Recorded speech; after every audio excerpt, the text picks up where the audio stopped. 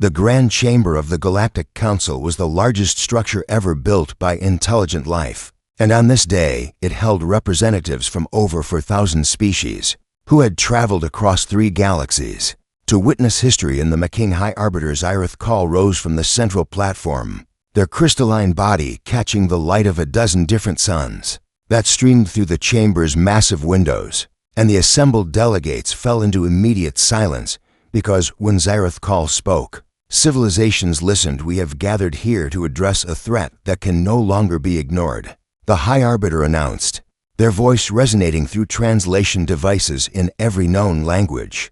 "The species known as humans has violated 847 articles of the Galactic Concordance, and the time for patience has ended." The charges were read aloud for the next 3 hours, and they painted a picture of a species that seemed determined to cause chaos. Wherever they went, humans had colonized 14 worlds without filing the proper documentation, and when asked to leave, they had simply pretended not to receive the message. Eshemans had destabilized a star in the Kepler system while conducting an experiment they described as just seeing what would happen, and the resulting solar flare had disrupted shipping lanes. For 6 cycles, humans had introduced something called capitalism to the peaceful Morvani collective, and within 10 years the Morvani had abandoned their meditation temples to open competing retail establishments that sold items nobody needed. And perhaps worst of all, humans continued to pet species that were fully sentient, despite being told repeatedly that this was considered deeply inappropriate, and they would not stop no matter how many formal complaints were filed. Therefore, High Arbiter Zyrith Call concluded, "The Galactic Council votes unanimously to declare war upon the human species." Effective immediately, the chamber erupted in approval, and 4,000 species celebrated what they believed would be a swift and educational conflict that would teach humanity its proper place in the cosmos. The declaration was transmitted across all frequencies with enough power to reach every corner of human-occupied space, and translators worked overtime to ensure the message would be perfectly understood on Earth. The message arrived at approximately 8 in the morning Eastern Standard Time, which meant most people were stuck in traffic or standing in line for caffeine. News networks picked up the story within the hour, and for a brief moment it dominated every channel as anchors struggled to explain that yes, aliens were real, and yes, they had just declared war on humanity. Social media exploded with activity, and the declaration trended globally for approximately 4 hours before being overtaken by news of a celebrity divorce that people found more immediately interesting. United Nations called an emergency session, but scheduling conflicts meant the earliest available meeting time was 5 weeks away, and even that required moving a previously planned conference about fishing rights in Seattle. A barista named Monica watched the news on the small television mounted above the espresso machine, and when the segment ended she turned to the next customer in line and asked what they wanted to drink as if nothing unusual had happened. "Did you see that?" the customer asked, looking nervous. "Aliens just declared war on us." "Yeah," Monica replied while steaming milk. "That's crazy. Anyway, do you want whipped cream on this?" This reaction was not unusual, and across the planet humans responded to the news of their impending destruction with a collective shrug that would have baffled any outside observer. Some people panic bought supplies, but most did not because panic buying was exhausting and they had done quite a lot of it in recent years for various other emergencies. Some people called their families to express love and concern, but most just sent text messages that said something like, "Did you see the alien thing?" followed by "crazy right," followed by "anyway, what do you want for dinner?" The stock market dipped for exactly 1 day before recovering completely, and financial analysts concluded that interstellar war was already priced in far from Earth. In a monitoring station orbiting Neptune, Ambassador Vreth watched the human response. With growing confusion, Vreth was a 6-limbed insectoid diplomat from the Threx Consortium, and they had been assigned to observe humanity's surrender, which everyone assumed would happen within days, if not hours. "They are not panicking," Vreth reported to their superiors. "They are going to work and complaining about traffic and arguing about sports. And I do not understand what is happening. Perhaps they have not received the message," suggested the communication officer. "They have received it," Vreth replied. They are making jokes about it on something called the internet. And one human has already written a song called Galactic Council Can Kiss My Asteroid. And it is quite catchy. Actually, the High Command dismissed these concerns as irrelevant, because surely humans would come to their senses once the fleet arrived aboard the ESS Obstinate, the only interstellar warship in Earth's small fleet. Captain Elena Vasquez received the declaration while in the middle of a heated argument with maintenance about the coffee machine that had been broken for 3 weeks. Captain, her communications officer interrupted. We've received a priority message from an alien council declaring war on humanity. Vasquez looked up from her argument, read the message twice, and then returned her attention to the maintenance technician. Fix the coffee machine, she said. If we're going to war, I need caffeine in Ohio. A systems analyst named Dave sat at his desk processing spreadsheets and did not notice the declaration until his co-worker mentioned it during lunch. Aliens are real and they want to kill us, his co-worker said between bites of a sandwich. That's rough, Dave replied.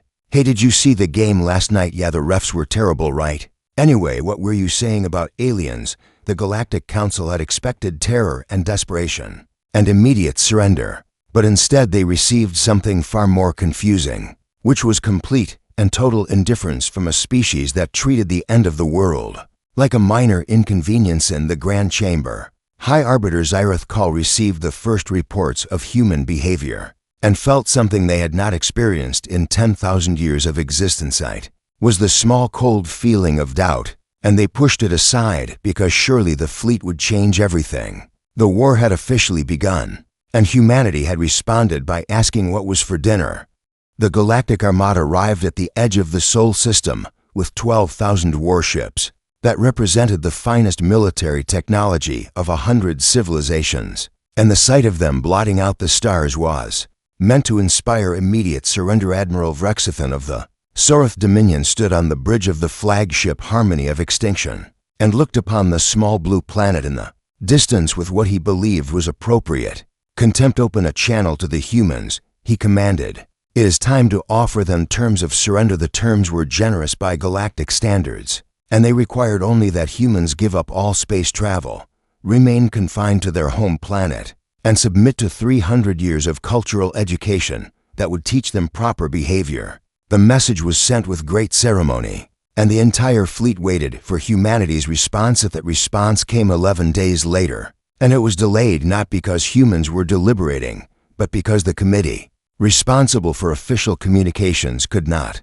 agree on what font to use for the letterhead. Comic Sans is not appropriate for a declaration of defiance, one official had argued, but it shows we are not taking them seriously. Another had responded, that is exactly the problem. While Earth's bureaucracy struggled with topography, the actual fighting began in a place nobody expected, on Europa, one of Jupiter's frozen moons. A small research outpost operated with a skeleton crew of scientists and engineers who had been waiting 3 months for a supply delivery that kept getting delayed. Marcus Chen was the first to notice the approaching vessels, and he assumed they were finally bringing the replacement parts. He had requested supply ship incoming, he announced to his colleague Dr. Yuki Tanaka. Tanaka looked at her screen and frowned. That's not a supply ship, Marcus. That's an alien warship. Chen stared at the approaching craft for a long moment before speaking.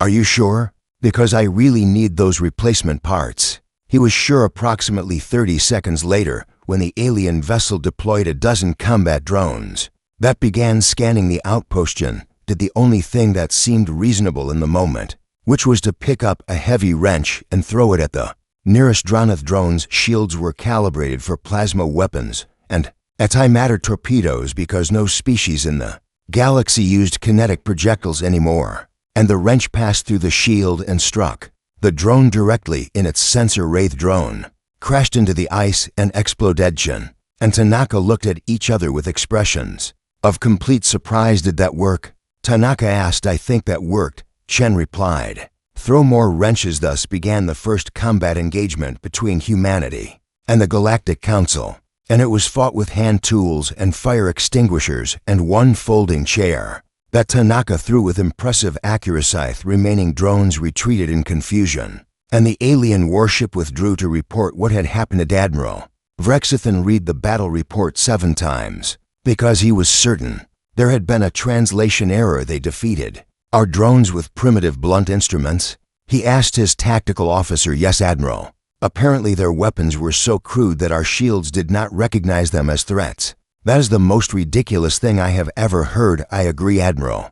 And yet here we are. The main fleet engagement came 3 weeks later, when the ESS Obstinate encountered a galactic destroyer near the orbit of Mars. Captain Vasquez had finally gotten her coffee machine fixed, and she was in a relatively good mood until the destroyer opened fire shields at 40%. Her tactical officer reported, "Weapons are down and we are out of missiles. What do we have that still works?" Vasquez asked the coffee machine.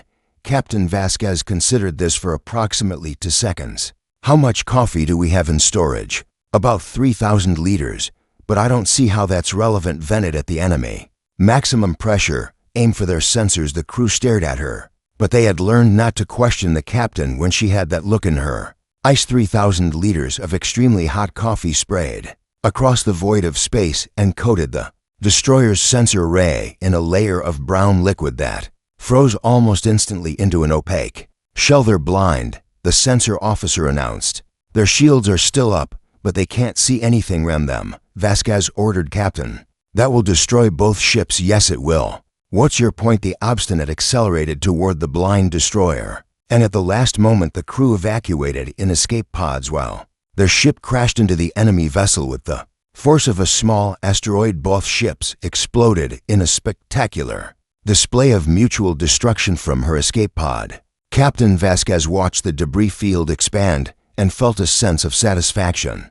"That went well," she said to no one in particular. Galactic High Command received the battle report and immediately requested clarification because surely there had been some mistake. Humans had used hot beverages as a weapon and then deliberately destroyed their own ship to take down the enemy. And this was not how warfare was supposed to work. They sacrificed their vessel without hesitation. Admiral Vrexithan noted with growing concern. "They do not seem to value their own resources.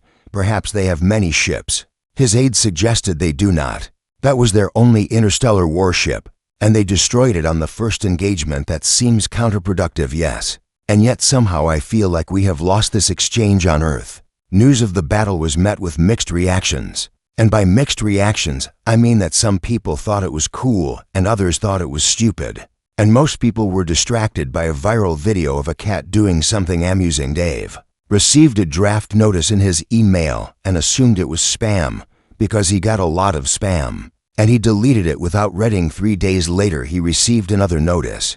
And this time his manager told him it was real and that he needed to report for military service. "But I'm a systems analyst," Dave protested. "I process spreadsheets. The military needs people who process spreadsheets," his manager replied. "Apparently there's a war happening." "Oh right, the alien thing. I forgot about that." Dave went home and packed a bag and reported for duty the next morning. With the enthusiasm of someone going to a job they did not want. War had begun in earnest, and humanity was fighting it with wrenches and coffee and a complete disregard for conventional military strategy. Admiral Vrexithan looked at the reports from the front lines and felt a headache forming behind his eyes, which was impressive because his species did not technically have heads. "What have we gotten ourselves into?" he asked the empty bridge. Nobody answered, but the question would echo through Galactic Command for months to come.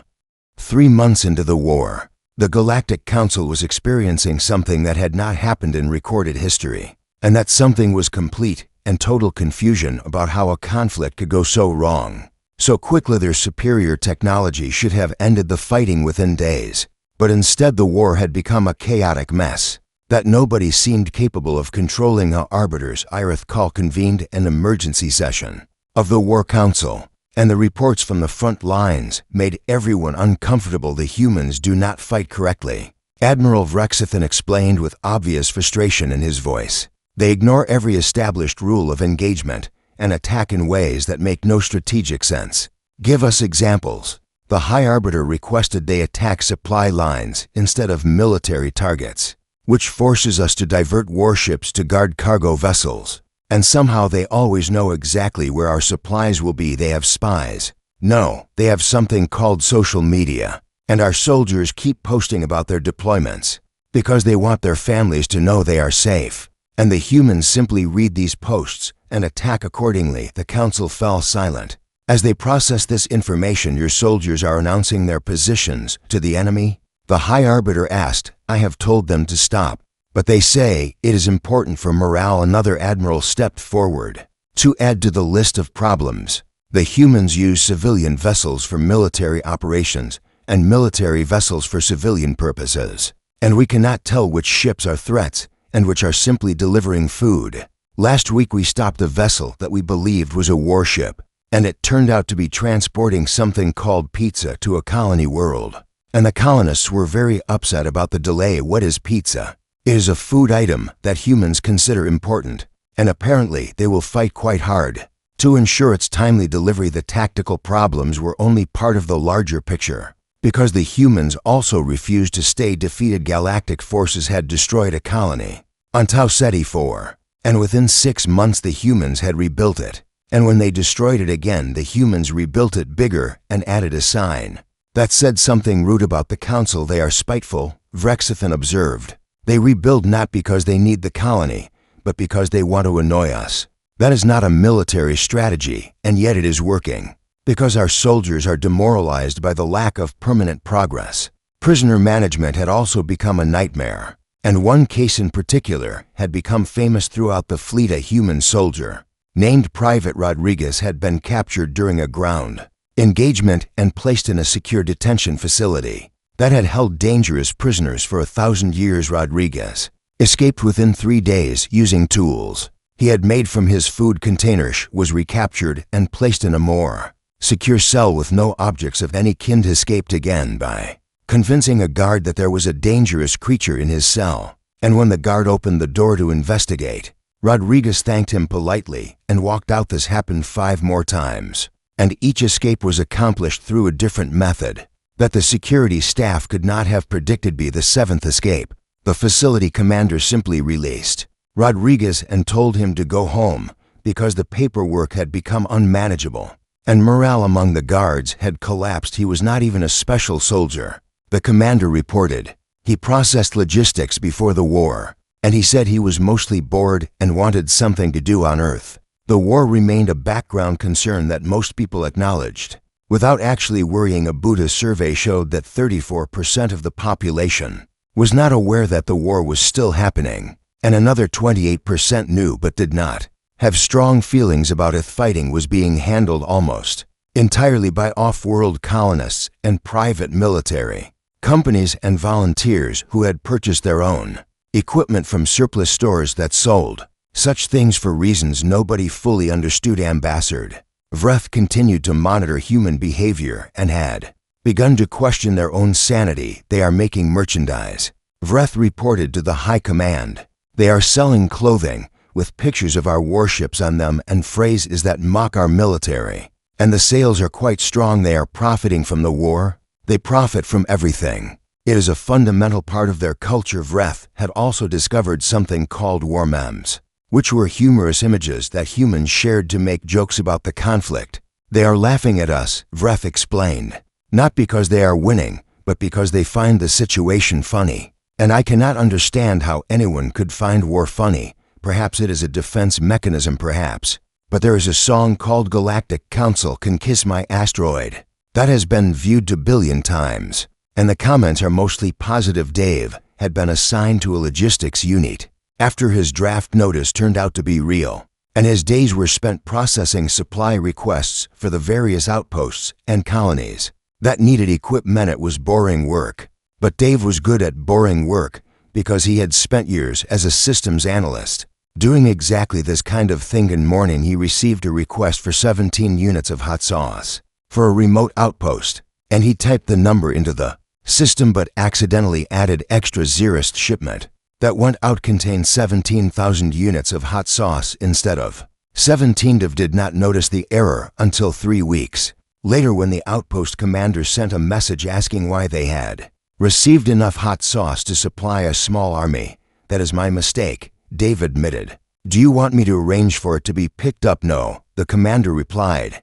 Keep it coming. Morale has never been higher. The hot sauce shipment became legendary among the soldiers at that outpost, and somehow the era had improved their fighting spirit more than any official morale program could have achieved. High Arbiter Zyrith Call reviewed all of these reports and felt the cold doubt returning stronger than before. We are not losing, they said slowly, but we are not winning. And I do not understand how that is possible. The humans do not fight like any species we have encountered, their advisor replied. They have no central command and no unified strategy and no apparent concern for their own safety. And somehow this makes them more dangerous rather than less. How do we defeat an enemy that does not care if they lose? The question hung in the air without an answer, and for the first time, the Galactic Council began to wonder if this war had been a mistake. In his logistics office, Dave processed another supply request and thought about what to have for lunch. Galaxy burned around him, and he remained completely unconcerned.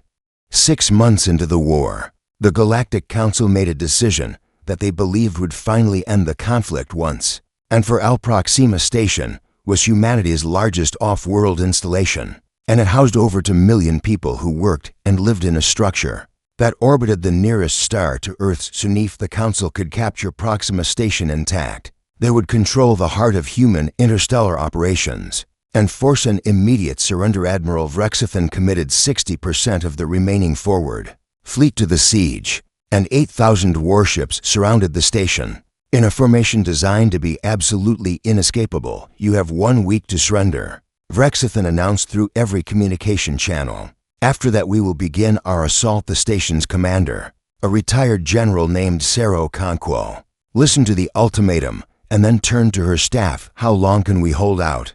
She asked. With current supplies, maybe 3 months. But they have us completely surrounded. Good. 3 months is a lot of time. Let's see what we can do with it. The siege was expected to last weeks, but it stretched into months as the defenders proved more resourceful than anyone had anticipated. Station's engineers converted mining equipment into weapons that fired chunks of rock at velocities high enough to damage warships. Communications team hacked into galactic networks, not to steal information, but to add human operators to enemy channels. And soon galactic commanders were receiving unsolicited advice and spam messages during tactical discussions. Who is hot singles in your sector? And why do they keep messaging me? One captain demanded during a briefing. I do not know, sir, but they seem very interested in meeting you. The defenders launched debris at precise angles to create navigational hazards that forced the besieging fleet to constantly adjust their positions. And this wore down their crews and wasted their fuel. Small attack craft went on what appeared to be suicide runs against larger vessels. But at the last moment the pilots ejected and were recovered by rescue teams, only to be sent out again in new craft. They are not dying, Admiral Vrexithan observed with frustration. They crash their ships and then return the next day in different ships. And I do not know where they are getting all these ships. Some of them appear to be personal vehicles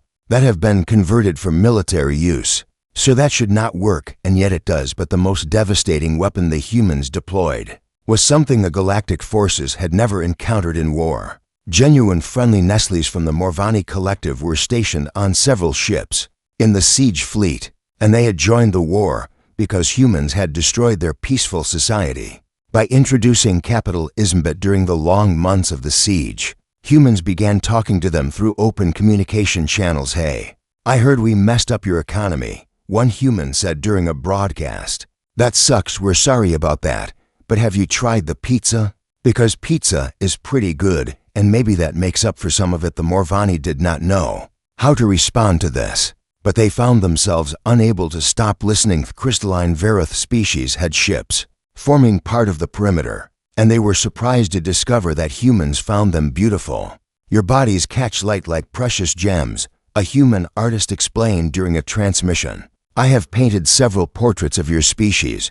Would you like to see them? The Verith looked at the paintings and felt something they had never experienced before, which was the strange warmth of being appreciated by another species. Then Sectoid Threx learned that some humans kept insects as pets and treated them with great care and affection. You give them names? A Threx soldier asked during one exchange. Of course. My beetle is named Gerald, and he is my best friend. That is the most disturbing and flattering thing I have ever heard. Morale in the galactic fleet began to crack as soldiers questioned why they were fighting a species that seemed genuinely interested in being friends. Then Dave did something that would change the course of the war, and he did it completely by accident. This logistics unit had been transferred to Proxima Station during the siege because supplies needed to be managed even during combat, and Dave continued doing his job with the same lack of enthusiasm he had always shown. When the station's communication array was damaged during an attack,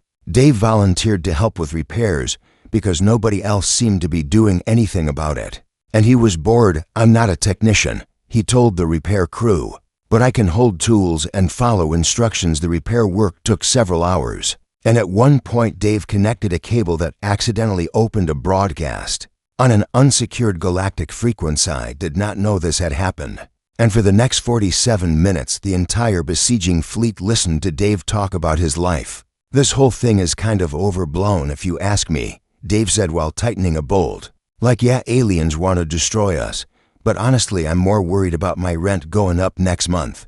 My ex-girlfriend sent me a message last week, and I don't know what to do about it, because we didn't end on good terms, but she says she wants to talk. The coffee here is terrible. I don't understand why we can't get good coffee even in space. You'd think that would be a priority. Anyway, I hope this war ends soon, because I'm missing all my shows, and I have a lot of episodes to catch up on." 8,000 warships listened in silence as this completely ordinary human complained about ordinary problems while surrounded by enemies who wanted to kill him. Galactic soldiers who had been told that humans were bloodthirsty conquerors heard someone worrying about rent and relationship drama and television programs. "Is this propaganda?" one captain asked. "It does not appear to be intentional, sir. I believe he genuinely does not know we are listening. That is somehow worse." The broadcast ended when Dave finally connected the correct cable and the frequency closed, and he never knew that his complaints about coffee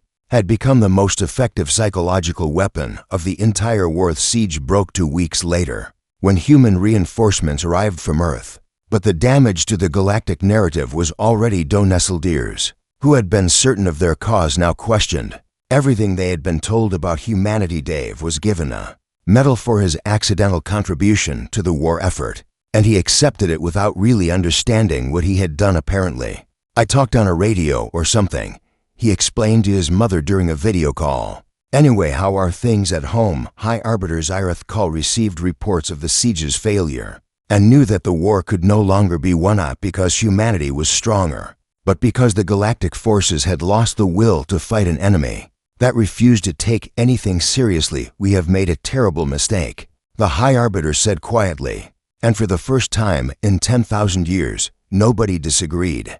The war ended not with a grand treaty or a dramatic surrender, but with a simple vote that passed without much ceremony. High Arbiter Zyrith Kull stood before the Galactic Council 18 months after the conflict began and proposed that hostilities be suspended indefinitely. "We have not lost," the High Arbiter explained carefully. "Our forces have destroyed more human ships and captured more territory than we have lost, but the cost of continuing this war is too high to justify." The numbers told a story that no one wanted to. Heart galactic economy had been strained to its breaking point by a conflict that was supposed to last weeks, but had dragged on for over a year, and entire industries had been disrupted by the need to constantly replace ships and supplies that humans destroyed with infuriating regularity. 12 species had formally withdrawn from the Council, citing what they called irreconcilable differences in military philosophy, which was a polite way of saying they wanted nothing more to do with this disaster. Another 47 species had reduced their participation to observer status, which meant they would attend meetings but would not contribute resources or soldiers to any future conflicts. Morvani Collective had begun trade negotiations with humanity, and their representatives seemed happier than they had been in decades. "They introduced us to something called a farmer's market," a Morvani diplomat explained. "It is capitalism but smaller and more personal, and we find it quite pleasant." The Threx had announced plans for cultural exchange programs with human worlds, and their ambassador had been seen wearing a t-shirt with a picture of a beetle on it. War had done something that no amount of human diplomacy could have achieved. It had proven that humanity could not be defeated through conventional meansnet, because humans were stronger or smarter or better equipped, but because they simply did not fight the way wars were supposed to be fought. They have no central command structure, Admiral Vrexithan reported in his final assessment. No single point of failure that can be targeted. No leader whose death would end their resistance. No capital whose capture would force surrender. They fight as individuals who happen to share a goal. And when one falls, another takes their place without hesitation or mourning. They treat existential threats the same way they treat minor inconveniences, with complaints and adaptation and jokes that I do not understand. I have spent 18 months studying human warfare, and I have learned only one thing with certainty, which is that I never wanted to fight them again. The vote passed with overwhelming support, and the war officially ended at noon Galactic Standard Time on a day that humans would barely remember on Earth. The news that the conflict was over was received with the same energy as the news that it had begun. Some people celebrated, but their parties were small and quickly overshadowed by other events. Some people protested, arguing that humanity should have pushed for a complete victory, but their demonstrations attracted little attention. Most people simply acknowledged that a thing had happened and then returned to their normal lives without much additional thought. The stock market moved slightly in one direction, and then slightly in the other direction, and then returned to approximately where it had been before, and analysts concluded that peace was also priced in. Captain Elena Vasquez had survived the destruction of the ESS Obstinate and had spent the rest of the war commanding a series of increasingly improvised vessels that she described as functional enough. When the war ended, she was offered command of Earth's new flagship, a ship called the ESS Persistent that had been built during the conflict using lessons learned from 18 months of chaotic combat. I'll take the job, Vasquez said, but only if the coffee machine works, and I mean really works, not that half-functioning garbage they put on the Obstinate. We have installed the best coffee machine available, Captain. Then we have a deal. Ambassador Vreth had spent the war watching humans and trying to understand them, and the experience had left deep psychological scars. Their final report was 3,000 pages long and titled Why We Should Never Do This Again, and it became required reading at every galactic military academy. Humans are not invincible, Vreth wrote in the introduction. They can be killed and their ships can be destroyed and their colonies can be conquered, but none of this matters because they will simply rebuild and return with more wrenches and more coffee and more terrible jokes. They won this war by refusing to acknowledge that they were supposed to lose, and I genuinely do not know how to fight an enemy who does not take their own defeat seriously. My recommendation is simple. Avoid contact with humans whenever possible, and if contact becomes unavoidable, do not under any circumstances declare war. The Galactic Council quietly updated their strategic doctrine, and humanity was reclassified from primitive threat to avoid at all costs. In the margins of this document, someone had written, they threw a wrench at our drone and it worked. We should have known then. Dave returned to Ohio after his service ended and went back to processing spreadsheets for a company that had barely noticed he was gone. He received a medal for his accidental broadcast, and he kept it in a drawer with his tax documents and some receipts he meant to organize, but never did when people asked about his experience in the war. He described it as mostly boring honestly and changed the subject to something more interesting. His hot sauce mistake had become famous among the soldiers who had received the shipment, and a small cult had developed around the idea that hot sauce was essential for human military morale. Dave did not know about this, and when he eventually found out, he was mildly confused and then forgot about it. Galactic Council had expected humanity to be a minor problem that could be solved with overwhelming force, and instead they had discovered something that would haunt their nightmares for generations. Humans were not special or powerful or particularly intelligent, but they were relentless and adaptable and completely unwilling to behave the way enemies were supposed to behave. They had won a war against 4,000 species by simply refusing to take it seriously, and that was perhaps the most terrifying thing of all. High Arbiter Zyrith Kull retired from public service 6 months after the war ended and spent their remaining centuries in quiet contemplation of what had gone wrong. We declared war on a Species that treats the apocalypse like traffic, they wrote in their memoirs. And we expected them to surrender because we outnumbered them 1,000,000 to 1. We were fools. And we deserved what happened to us. The galaxy slowly returned to normal. And humans spread further into space, building colonies and making friends and occasionally throwing wrenches at things that annoyed them. They never built a monument to the war or celebrated its anniversary with any particular enthusiasm. It had been just another thing that happened, just another problem to be dealt with, just another day in the strange and chaotic experience of being human. And somewhere in Ohio, Dave was processing spreadsheets and thinking about lunch, completely unaware that he had helped save his entire species by complaining about coffee. That was probably how it should be.